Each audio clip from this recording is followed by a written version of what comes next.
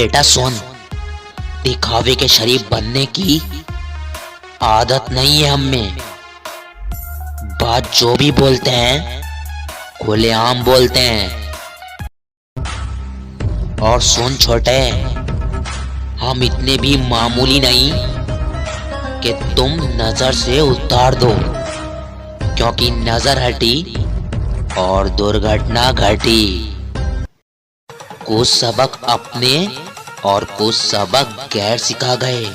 वक्त आने पर सब अपनी औकात दिखा गए। कान खोल के और दिमाग खोल के ध्यान से सुनना बेटा। मेरे से 2 गज की दूरी अगर जिंदगी है जरूरी, समझा?